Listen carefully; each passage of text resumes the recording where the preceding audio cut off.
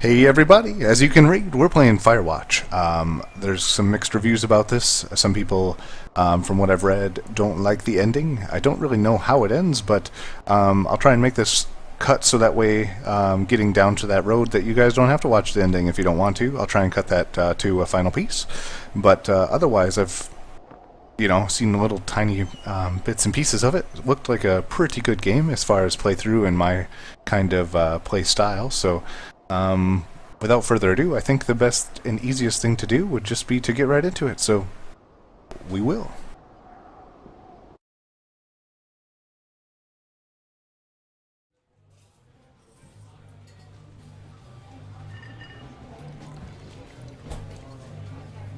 Oh, we got those intro credits though.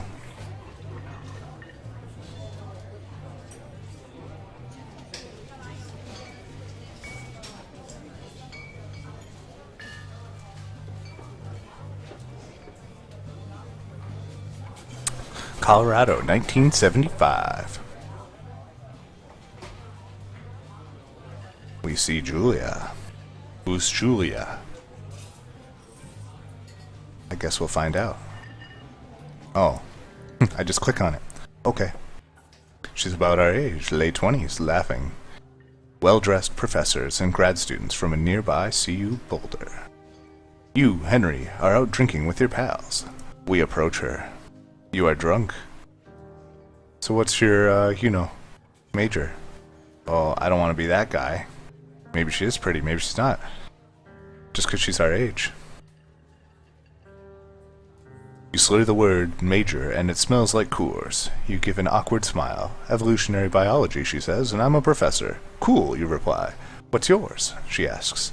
She sniffs the air. Toxology? She's funny. Was that a burn, you ask? She says definitely. Worried she hurt your feelings, she asked you if you want to split a cheeseburger. 1 week later, you are Julia's boyfriend. Well, look at that. At least they took the time to use objects. Ooh. See? I knew this was a pretty game. This is my kind of game. Why is my belt hanging out? Why am I making dust on the floor? Alright. Pick up our backpack. Put that on. Is it on us? I guess it is. 8, 7, 6, 5. This ours? Load gear. Load gear. Okay. Oh, we just throw it in the back. How did I know this was our truck? I don't know.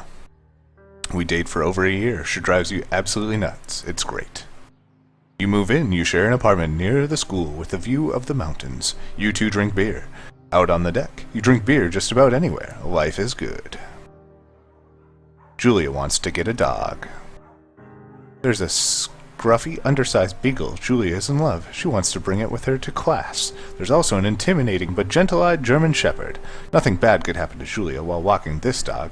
It's a badass. German shepherds. That's a cute name, though. Bucket is a sweet name. Mayhem kind of sounds dangerous, but we're going for it, just because I like German shepherds.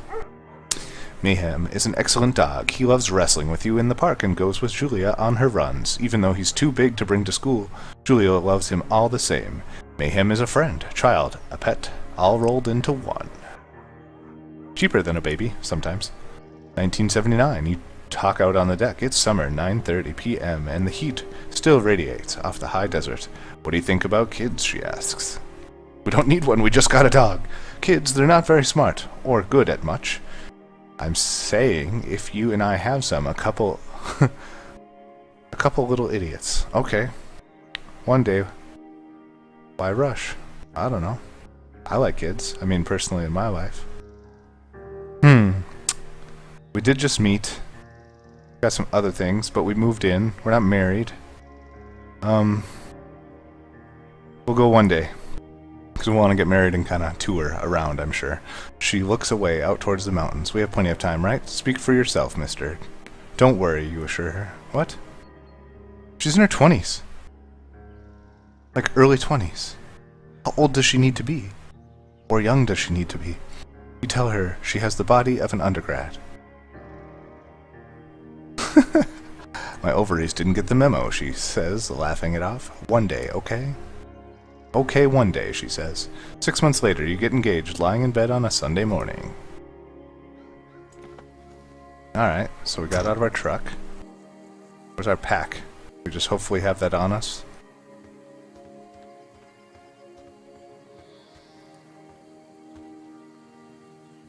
Can't really click on anything. What's this? Two Forks, Lookout, Ruby River. Where's the "you are here"? We don't have those on this map. Alright. No one steal our truck, okay? Okay. There's no sprint function. No jump function. You can zoom. Oh, and then it gets dark. 1980. It's Thursday night, and Julia's 4 hours late. She doesn't call. You're worried and getting angrier by the minute. She walks in after you've gone to bed. She's not quite drunk, but she's clearly been having fun time. You fight when she gets between the sheets. Why would I get mad? I mean, yeah, you were worried about her, but she's under the influence, so there's not really a discussion you can have. Just wait till morning. You don't touch each other all night. The next day you feel guilty for being so angry and ask her about her evening. She says it was great. You hold on to a tiny pill of resentment. You make some coffee and go to work. I mean, once again, she's under the influence. She doesn't really understand, but you don't really want to do that. But anyways, Julia still likes to draw. She draws plants from her research. She draws all the places you go. She draws you. You pose and flex like He-Man. You frolic like a Victoria's Secret model. Definitely the He-Man. You look awesome.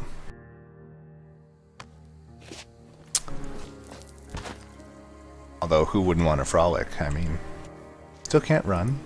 I can zoom. That's a pointy tree. Ooh. Don't stare into the sun, kids. You'll burn your eyes out.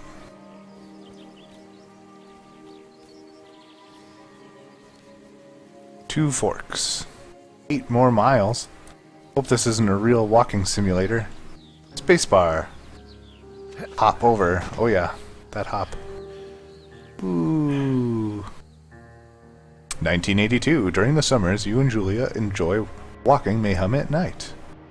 There's a festival in town. It brings in folks from faraway places.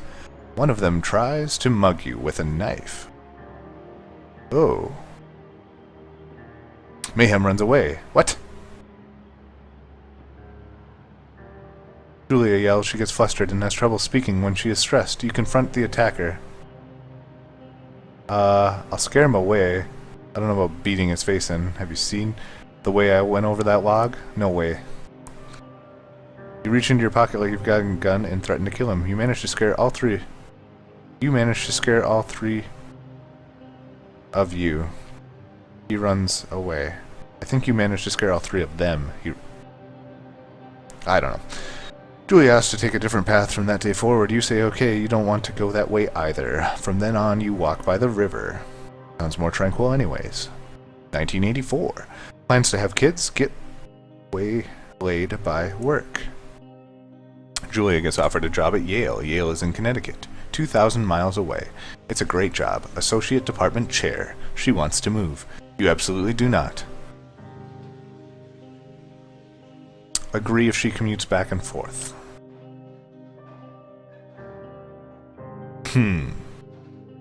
That's a decision. What's our job? Why, like, jobs aren't super important. Like, they shouldn't be life decisions. Because a job is what you make it. I mean, it sounds important, so I don't want to tell her not to, but this is a terrible meet in the middle. We should really just move out there and call that good. So, we'll agree. You don't want to move to Connecticut? She says that'll be hard, but she'll do it if you won't move. You tell her not to pass it up if that's what she wants. She agrees. She flies back to Boulder 3 times each semester. What a long-distance relationship. Julia sent home from Yale on paid leave after having an episode. She lost it on a colleague before borrowing books that were important to her research. She didn't remember she had happily loaned them to him just 2 days prior. She was found crying in the stairwell. You say that maybe you guys should talk to someone about it. You make macaroni and drink wine and try and forget about it. You should confront your issues. Sometimes they're really not issues until, they're just in your head. So they're a lot worse in your head, so you should go ahead and confront them. After seeing multiple doctors and having many tests, they are worried that Julia might be suffering from early onset dementia. She is 41. What? We still don't have kids? Well, we're screwed. We're screwed. You both decide to keep it secret for now. Great. Pick up a journal. There's our wedding ring. Hey, it's our He-Man. Didn't expect that one. Mayhem is getting older. He's got silver hair down his back and slows down at night. You and Julia walk him to the bar to see your friends, and it feels like nothing has changed. Julia goes back to the university. 1987. Julia's affliction gets worse. She can't remember things in class. Her research is in shambles. She drives her car to the next town over for no particular reason and had to be brought home by the police. She is devastated. She is sent home on permanent medical leave.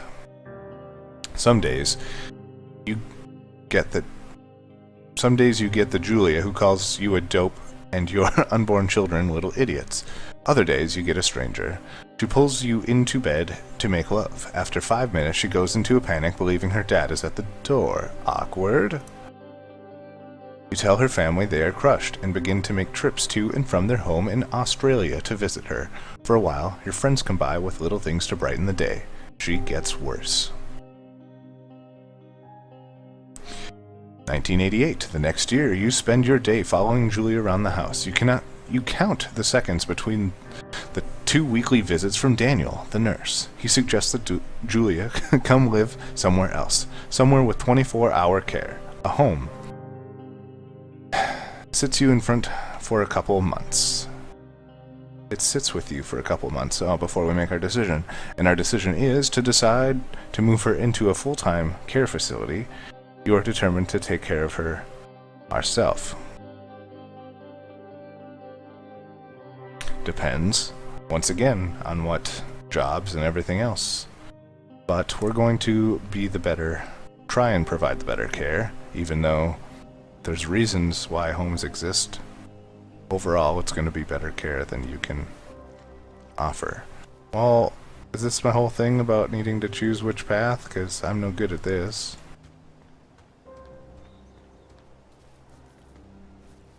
I hope they both lead the same way. This game is beautiful.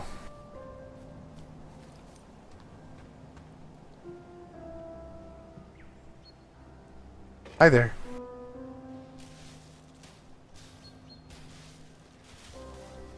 Huh. It is impossibly hard. The worst is when you get mad at her, like when she tries to cook her own food. You can't do anything without her, and she can't do anything without you. When she goes to sleep, you stay up for a few hours, drinking on the deck, watching baseball in the summer, college basketball in the winter, drinking then too. You start going out after you put her to bed. The first time you do it, you worry about her getting up and walking around while you're gone. You put a chair in front of the bedroom door. You trust that she sleeps like a rock.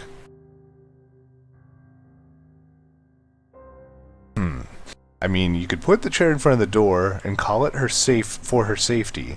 But the second time, if she comes out, what if she needs to use the restroom or there's a fire? You should just lock the door from the inside. Oh well, we're gonna trust, because if she died to a fire, you would hate yourself even more, or you'd get questioned if, like, the fire department came through or something like that. They'd think you're trying to murder her. You go to the same bar at the boring end of Pearl Street. It's nice there. Over time, you tell Sheila, the bartender, everything. It's a huge weight off your shoulders. You're home in bed by 1 a.m. a couple nights a week. You look forward to those nights. Oh, fraternizing. Okay. 1989. One night you are stopped at a DUI checkpoint. You blow up 1.0 and are taken to jail for the night. You consider trying to hide it, but you tell your sister-in-law, Susan. Julia's parents take the next plane from Australia. They can't believe the state your house is in.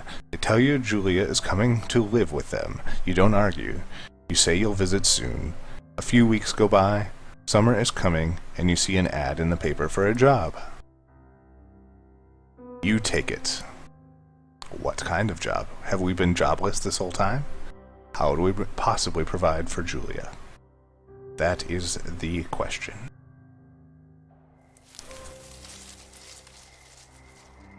Enter the lookout tower. Okay.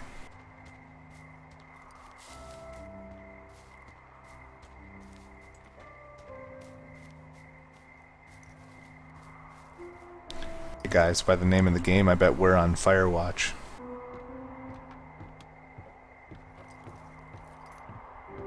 There's the old White House. And maybe a generator. The moon sure is full tonight. Why I developed this accent, I'm not really sure, but it happened.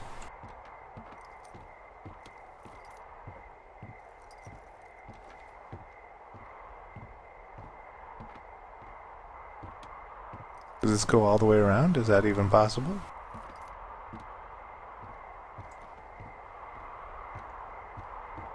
Ah, a couple of propane tanks. That makes a little more sense.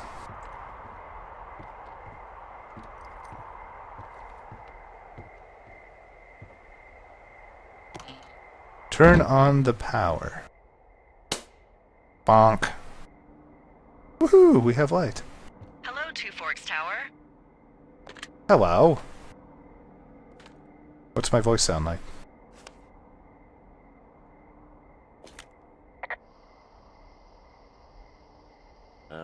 Hello? Whoever this is? It's Henry, right? Yeah. I'm Delilah. Yeah, that's Hi, what Delilah. the guy said on the phone.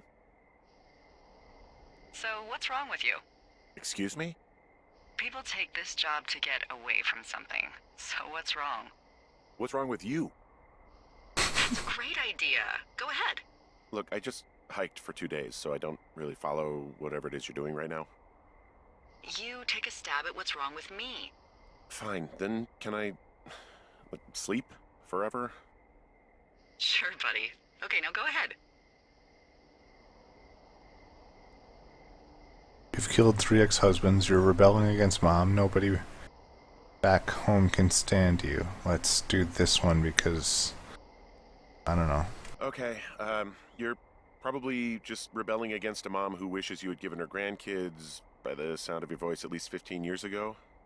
You come out here and it really grinds her gears and you love it. Can I sleep now? Wow, that's kind of rude. She also says I fuck immature men, but in my defense, who wouldn't want a 28-year-old with ambition and energy and some fire in his belly in bed? Me. I'm going now. Just a second, now it's my turn. Okay. Weird. Right, bye. Let's see. I don't know anything about you, but 9 times out of 10, folks out here simply got dumped. Huh, is that it? Close? Good night. Good night. Welcome to the job. Well, there we go. That's going to be episode 1 of day 1 of Firewatch. So, I know this isn't how the game goes. There is actually a bunch of gameplay, walking around, that kind of stuff to do. So, I'll go ahead and continue that in the next one. Good afternoon. Right after this. You probably slept like a rock. Anyway, there's still a few hours of daylight to get some work in. I can see you at your desk, so call me when you're ready.